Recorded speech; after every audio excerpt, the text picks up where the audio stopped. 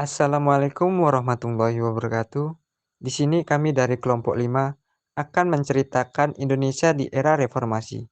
Sebelum kami menceritakan lebih lanjut, alangkah lebih baiknya izinkan kami memperkenalkan nama kami masing-masing. Nama saya M. Arbani, NIM 105200257. Baiklah, perkenalkan nama saya Yulia Efrida, NIM 105200281. Dan saya Rizky Munawaroh dengan NIM 105200107. Baiklah, langsung saja menuju ke pembahasan.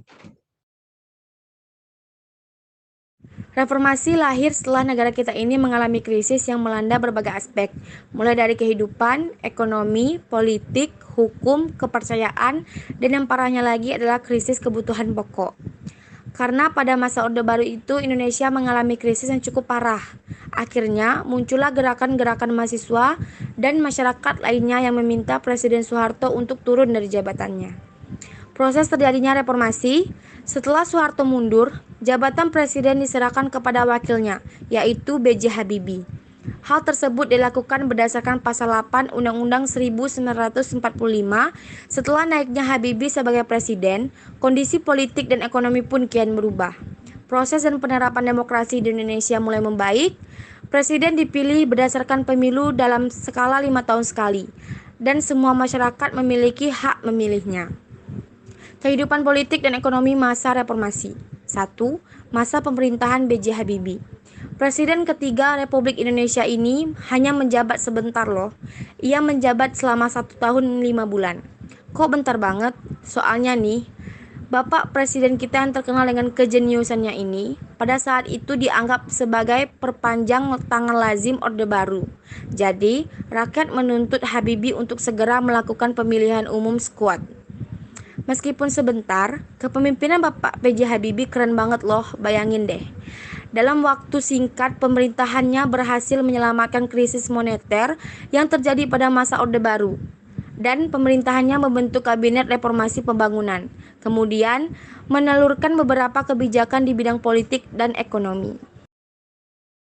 Nah, berikut inilah upaya-upaya bidang politik yang dilakukan oleh pemerintahan Habibie, yaitu mengganti 5 paket undang-undang dan 3 diantaranya diubah agar lebih demokratis. Membebaskan rakyat dalam menyalurkan aspirasi, melakukan pencabutan terhadap pemberedalan pers, mengurangi jumlah anggota ABRI di MPR dari 75 orang menjadi 38 orang. Polri memisahkan diri dari ABRI menjadi Kepolisian RI. Istilah ABRI berubah menjadi TNI. Selain upaya dalam bidang politik, ada juga upaya yang dilakukan dalam bidang ekonomi, di antaranya yaitu merekapitulasi perbankan dan menurunkan inflasi, rekonstruksi perekonomian nasional, membentuk Badan Penyihatan Perbankan Nasional, menaikkan nilai tukar rupiah terhadap dolar US hingga di bawah Rp10.000, mengesahkan Undang-Undang Nomor 5 Tahun 1999 tentang larangan praktik monopoli atau persaingan tidak sehat, serta mengesahkan Undang-Undang Nomor 8 Tahun 1999 tentang perlindungan konsumen. Selanjutnya yaitu pada masa pemerintahan Kiai Haji Abdurrahman Wahid atau sering disapa Gus Dur. Kamu tahu kan kalau Gus Dur itu adalah Presiden RI yang keempat? Tahu dong harusnya. Nah, Gus Dur menjabat mulai dari tahun 1999 sampai 2001. Terpilihnya Gus Dur sebagai presiden tidak terlepas loh dari peran MPR yang pada saat itu menolak laporan pertanggungjawaban Presiden Habibie. Akhirnya, Gus Dur terpilih menjadi presiden melalui dukungan partai-partai Islam yang menjadi poros tengah. Sedangkan wakilnya dimenangkan oleh Megawati Soekarno Putri yang berhasil mengalahkan Hamzah Has, kemudian dilantik pada tanggal 21 Oktober tahun 1999. Setelah menjabat, pemerintahan Presiden Gus Dur mengeluarkan beberapa kebijakan politik. Beberapa di antaranya adalah Departemen Penerangan dibubarkan, dianggap mengganggu kebebasan pers. Departemen Sosial dibubarkan, dianggap sebagai sarang korupsi. Menyetujui penggantian nama Irian Jaya menjadi Papua pada akhir Desember 1999. Masyarakat etnis Tionghoa diperbolehkan untuk beribadah dan merayakan Tahun Baru Imlek.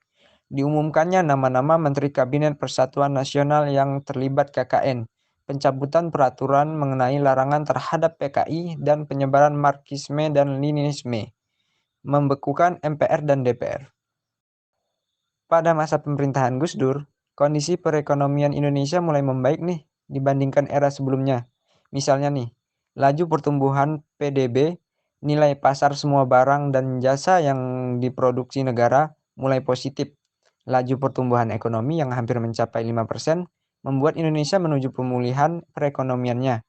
Tapi squad, ternyata banyak loh pihak yang tidak senang dengan beberapa kebijakan yang dikeluarkan oleh Gus Dur. Banyak yang menganggap kebijakan Gus Dur terlalu sering menuai kontroversi, sehingga mengakibatkan kredibilitas Gus Dur perlahan-lahan menurun. Nah, oleh sebab itu, kepemimpinan Gus Dur tidak berlangsung lama. Ia harus mundur dari jabatannya pada 23 Juli 2001. Puncak jatuhnya itu ketika MPR yang saat itu dipimpin oleh Amin Rais atas usulan DPR mempercepat sidang istimewa MPR.